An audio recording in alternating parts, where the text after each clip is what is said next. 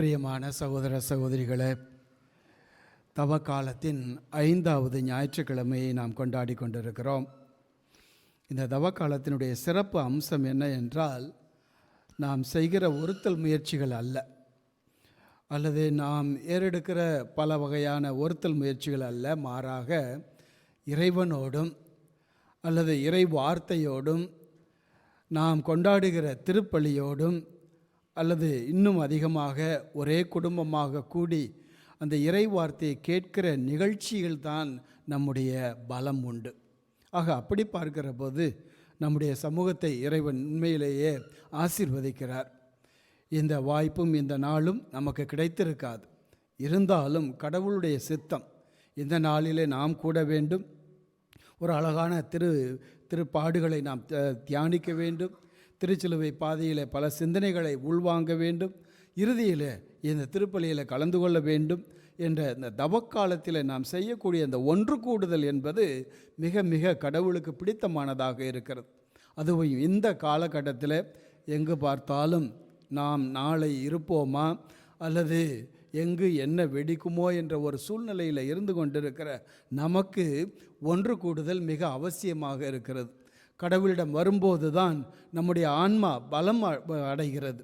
நம்முடைய பலவீனங்கள் எல்லாம் அகற்றப்பட்டு இன்னும் நம்பிக்கை பெருகுகிறது. எனவே இப்படி ஒன்று கூடுகிற நேரத்தில் கடவுள் பேசுகிறார். கடவுள் நமக்கு உற்சாகத்தை கொடுக்கிறார். இன்றைய முதல் வாசகத்தை பாருங்களேன். இஸ்ராயேல் மக்களைத்தான் இந்த எசேக்கியேல் இறைவாக்கினர் இந்த இறைவார்த்தையை உரைக்கிறார். அங்கே ஒரு பள்ளத்தாக்கு. ஆண்டவருடைய ஆவி இந்த எசேக்கியேல் இறைவாக்கினருக்கு இறங்கியவுடன் ஆண்டவர் இந்த இறைவாக்கினரை அந்த பள்ளத்தாக்கில் கூட்டிச் செல்கிறார். அந்த பள்ளத்தாக்கில் பார்த்தால் எங்கு பார்த்தாலும் உலர்ந்து போன எலும்புகள். உலர்ந்து போன எலும்புகள் என்றால் நமக்கு தெரியும், இது எங்கு கிடைக்கும்? பெரும்பாலும் கல்லறைகளில் தான் நாம் பார்க்க முடியும். அல்லது இந்த உலர்ந்த எலும்புகள் எதை குறிக்கும் என்றால் நம்முடைய முன்னோர்கள் வாழ்ந்த விதத்தை குறிக்கும்.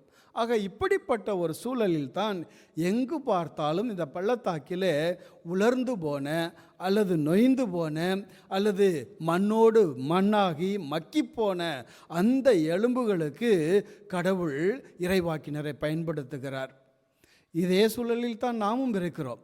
உலர்ந்து போன அல்லது அச்சம் கொண்டு அல்லது நாம் எப்படி இருக்க போகிறோம் என்ற ஒரு சூழ்நிலையில் இருக்கும்போது தான் கடவுள் இந்த இறைவாக்கினரை நமக்கு அனுப்புகிறார். நாமும் அந்த பள்ளத்தாக்கில் தான் இருக்கிறோம். உலர்ந்து போய் ஒன்றுக்கும் உதவாத ஒரு நிலை, வாழ்ந்து முடிந்தவர்களாக அல்லது இனிமேல் இதில் என்ன இருக்கிறது என்ற ஒரு நிலை பெறுகிறது. அப்படிப்பட்ட சூழ்நிலையில் தான் இந்த இறை வார்த்தை வருகிறது. முதலில் பார்க்கிறோம், அவர் சொல்லுகிறார், கடவுள் சொல்லுகிறார், என் ஆவியை உங்கள் மீது பொழிவேன். அவருடைய ஆவி முற்றிலும் வேறுபட்டது. நம்முடைய ஆவியை போன்றது அல்ல. கடவுளுடைய ஆவி வித்தியாசமானது. அவருடைய ஆவி உயிரோட்டம் கொண்ட ஆவி, இறந்த ஆவி கிடையாது. ஒவ்வொரு முறையும் அவர் ஆவியை பொழிகிற போது அங்கு அற்புதம் நடக்கிறது. என்ன அற்புதம் நடக்கிறது? மறுபடியும் புதுப்பிக்கப்படுகிறோம், மறுபடியும் நாம் அவரோடு இணையப்படுகிறோம், மறுபடியும் நாம் மீண்டும் கனிகளை கொடுக்கிறோம். ஆக உலர்ந்த எலும்புகள் மீண்டும் உயிர்த்தெழ வேண்டும். உயிர்த்தெழுதல் போது இந்த எலும்புகள் மீண்டும் கனி கொடுக்க வேண்டும், உயிர் வாழ வேண்டும், கனி கொடுக்க வேண்டும். அதன் மூலமாக கடவுளை மாட்சிப்படுத்த வேண்டும். போன வாரத்தில் நாம் பார்த்தோம். அதே ஒரு உவமையில் தான் அந்த நிகழ்வில் பார்க்கிறோம். இவர் பிறவி குருடனாய் இருப்பது இவன் செய்த பாவம் அல்ல, அல்லது அவருடைய பெற்றோர் செய்த பாவம் அல்ல, கடவுளுடைய மாட்சி விளங்கவே இவன் குருடனாயிருக்கிறான். இதே போலத்தான் இன்றைய நற்செய்தியிலே நாம் பார்க்கிறோம். லாசர் இறந்து விட்டார். மீண்டும் இயேசு சொல்லுகிறார், நாம் இவரை விண்ணக தந்தையினுடைய மாட்சி விளங்கவே இவர் இறந்தவராக இருக்கிறார். இவர் இறக்க மாட்டார். ஆனால் கடவுளுடைய மாட்சி விளங்கும் பொருட்டு, உயிர் பெறும் பொருட்டு இவர் மீண்டும் எழுவார். இது போலத்தான் இன்றைய பார்க்கிறோம். முதல் வாசகத்தில் உங்கள் மீது என் ஆவியை பொழிவேன். அதற்கு அடுத்தபடியாக பார்க்கிறோம், நீங்கள் உயிர் பெறுவீர்கள். என்னுடைய ஆவி வருகிற போது நீங்கள் உயிர் பெறுவீர்கள். உலர்ந்து போன எலும்புகளுக்கு இறை வார்த்தை விதைக்கப்படுகிறது. அதே போல அவர் சொல்லுகிறார், சதையில் உங்களுடைய நரம்புகள் இருக்கும், உங்களுடைய உடம்பிலே அந்த சதையை நான் நிரப்புவேன், ஒரு புதியதொரு வடிவத்தை கொடுப்பேன், கல்லானதை எடுத்துவிட்டு இதயத்தை உங்களுடைய இரக்கத்தை நான் உங்களை நிரப்புவேன், எனவே நீங்கள் உயிர் பெறுவீர்கள்.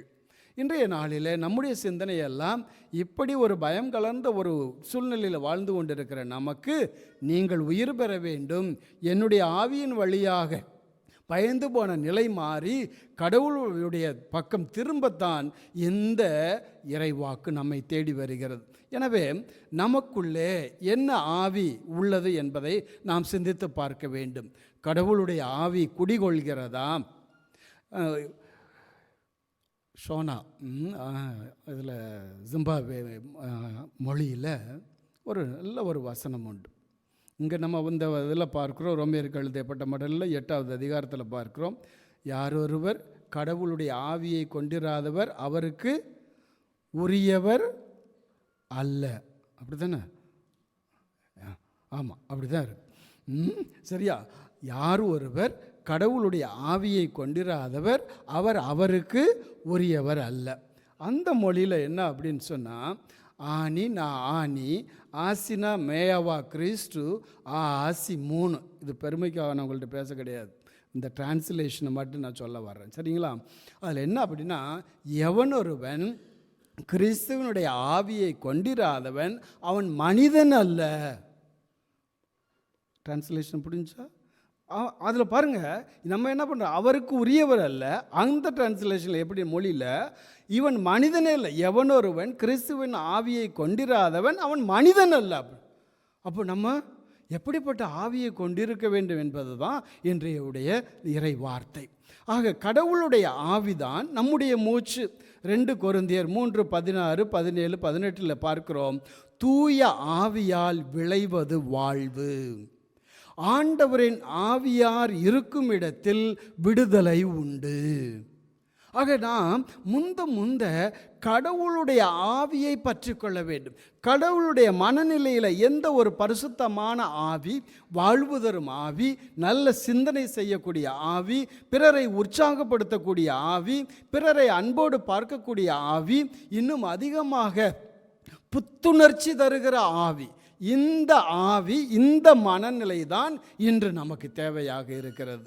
எனவே பிரியமான மக்களே, இயேசு லாசரை, இறந்தவரை உயிர்த்தெழுதல் என்பது முக்கியமல்ல, கடவுளுடைய மாட்சி அதில் விளங்கியது. அதுபோலத்தான் இன்றைய நாளில் இந்த இறை வார்த்தை வருகிற போது நாம் கடவுளுடைய மாட்சியை காண வேண்டும், நாம் கடவுளுடைய திருவுளத்தை அறிந்து கொள்ள வேண்டும், நாம் கடவுளுடைய திருவுளத்திற்கு ஏற்றபடி ஒரு முறையாவது, ஒரு நாளாவது, அல்லது நாம் அந்த வாழக்கூடிய வரத்தை பெற இந்த திருப்பலி நமக்கு உதவுவதாக.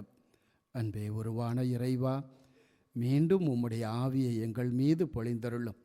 அதன் மூலம் நாங்கள் உயிர் பெறுவோம். எங்களுடைய வாழ்க்கையில் உம்முடைய ஆவியை பற்றி கொண்டு உம்முடைய ஆவியின் மனநிலையிலே வாழ இந்த வாரம் முழுவதும் எங்களோடு தங்கி எங்களை ஆசீர்வதியும். ஆமென்.